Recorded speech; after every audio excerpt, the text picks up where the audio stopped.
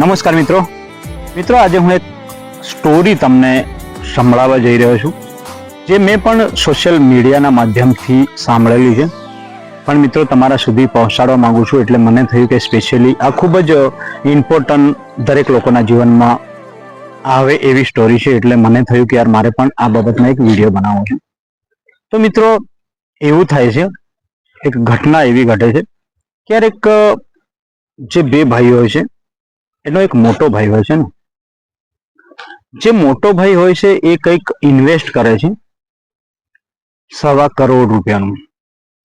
હવે ₹1.25 કરોડ ઇન્વેસ્ટ કરે છે મિત્રો, તો એ ઇન્વેસ્ટમાં એવું થાય છે કે કંઈક આશા રાખીને કરતા હોય છે ઇન્વેસ્ટ. કોઈ પણ વ્યક્તિ આમના એમ તો ના કરતા. તો યાર 1.25 કરોડના 5 કરોડ 10 કરોડ થાય એવી આશાઓ રાખીને, યા 2 કરોડ થાય એવી કંઈક આશાઓ લઈને ઇન્વેસ્ટ કરતા હોય છે. પણ થાય છે મિત્રો એવું કે યાર જે જગ્યાએ ઇન્વેસ્ટ કર્યું ને એ કંપની જતી રહે છે, એ કંપની બંધ થઈ જાય છે. આવું કંઈક ઘટના ઘટે છે. તો એ ₹1.25 કરોડ જે એ ભાઈએ ઇન્વેસ્ટ કર્યા હતા ને, એમાં અમુક રૂપિયા એના પણ હતા અને અમુક રૂપિયો લોન લઈને યા બીજી જગ્યાથી લઈને પણ ઇન્વેસ્ટ કર્યા હતા દોસ્તો. ત્યારે થાય છે એવું કે હવે એ કહે છે કે યાર ભાઈ પરેશાન છે, તો હવે એના માટે કરવું શું? તો એની જે મોટા ભાઈની જે વાઈફ હોય છે ને, એ નાના ભાઈને એટલે કે એના દેવરને ફોન કરે છે અને આ બધી સરસા ડિટેલમાં સમજાવે છે. કેમ કે અલગ અલગ રહેતા હોય છે એટલે એમને કદાચ ખબર ના હોય, પણ ડિટેલ સમજાવે છે. ત્યારે એ કહે છે કે યાર સંપૂર્ણ ઘટના સમજાવે કે આવી રીતે આ બધું થયું છે. ત્યારે મિત્રો એ ભાઈ કહે છે તમે ચિંતા ના કરતા,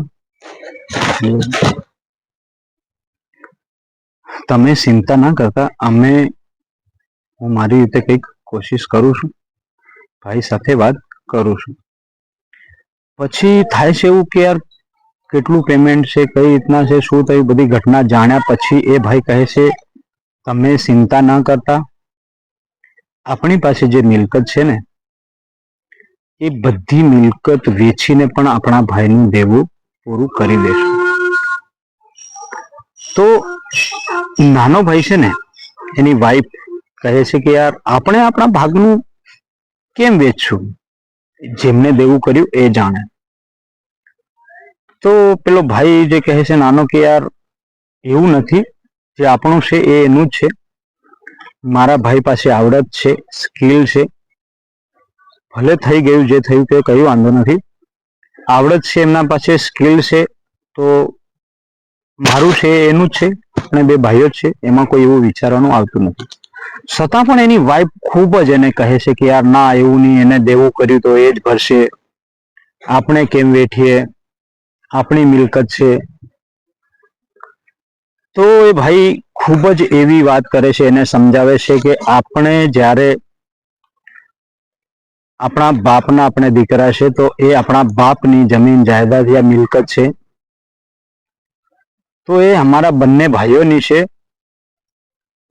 તો ભાઈને જો ઉપયોગ ના થાય, ભાઈને આપણે તકલીફમાંથી ના કાઢીએ તો એ મિલકતનો શું ફાયદો? વ્યવસ્થિત રીતે સમજાવે છે એની વાઈફને. પછી એની વાઈફ પણ તૈયાર થઈ જાય છે અને એમની મિલકત ને આ બધું વેચીને કંઈક એમનું દેવું પૂરું કરવાનો વાત કરે છે. ત્યારે એ ભાઈને ફોન કરે છે કે ભાઈ તું ચિંતા ના કરતો, જે બી થયું છે આપણે કરી દેશું, એમ કરીને ભાઈને આશ્વાસન આપે છે. કેમ કે એના ભાઈને એ જાણે છે ભાઈનું ટેલેન્ટ, અને એ લોકો વિચારે છે કે યાર આપણી પાસે પેલા ક્યાં હતું, આપણે બિલકુલ ગરીબ હતા, આપણે મહેનત કરીને આ ભેગું કર્યું છે ને, આપણે મહેનત કરીને અહીંયા સુધી પહોંચ્યા છે, તો બંને ભાઈઓ મળીને ફરીથી મહેનત કરીશું, ફરીથી મેળવી લેશું. જીવનમાં આયા છે તો જીવવાનું તો છે જ સાથીઓ, પણ એ ભાઈનો વિચાર જુઓ.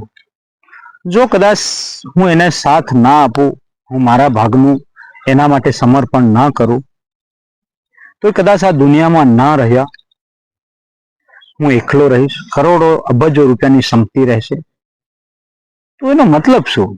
કેમ કે હું મારા ભાઈને પણ હેલ્પ ના કરી શક્યો, ભાઈ માટે પણ કંઈક કુરબાન ના કરી શક્યો. ખૂબ જ ઇમ્પોર્ટન્ટ વિચાર, ખૂબ જ સારા વિચારો એ બંને પતિ પત્ની વિચારીને ભાઈની હેલ્પ કરે છે. ભાઈ માટે બધું જ બલિદાન આપવા તૈયાર થઈ જાય છે અને ભાઈને એની કન્ડિશન તેવામાંથી મુક્ત કરે છે.